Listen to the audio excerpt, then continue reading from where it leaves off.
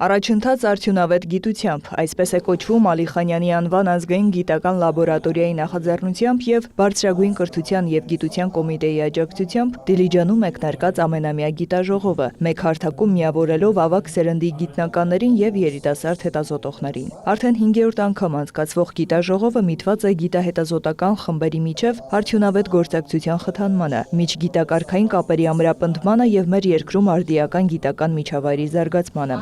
Կրթության, գիտության, մշակույթի և սպորտի նախարարը գիտաժողովը բնորոշեց կենսունակ և բոլոր առումներով ստացված։ Համագործակցային մի միջավայր է ձևավորում, որը անհրաժեշտ է գիտությունը զարգացնելու համար։ Գիտությունը իրականում գնալով ավելի ու ավելի դառնում է միջգիտակարգային, որ ավելի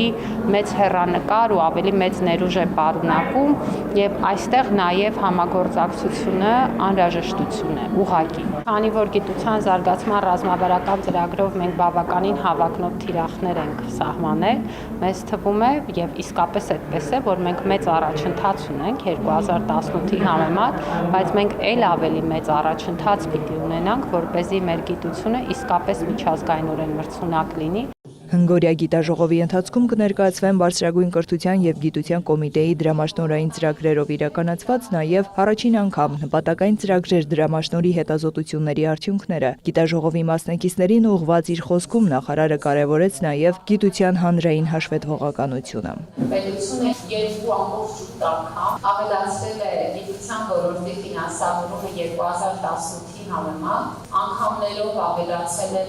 ներդրումները սարքավորումների ձեռքբերման ուղղությամբ դրամաշնորհային ծրագրերի եւ ինչպես յուրաքանչյուր ներդրում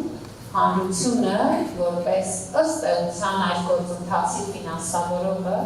պետք է հասկանա ինչ է ֆինանսավորել եւ ինչու։ Տարեցտարի նկատելի են դառնում փոփոխությունները, գործակցությունից մինչև գիտնականի հանդեպ հանրության վերաբերմունք, ասում է առաջատար գիտաշխատող Արա Սեթրակյանը։ Կապերը շատ գնալով ամրանում են տարբեր բնագավառի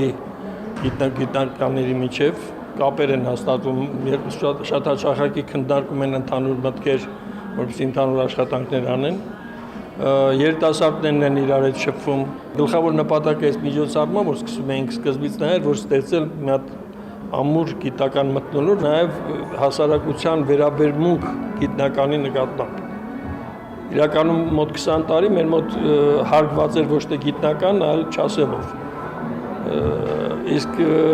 հիմա պետք է այդ կարդինալ փոխել ու փոխում է, կամաց կփոխվի։ Իսկ գիտաժողովի գլխավոր կարգախոսն է ծաղկող գիտություն, կայուն պետություն։ Նարեկ Ոսկանյան, Գայանե Թամամյան, Վահե Թամամյան, լուրեր։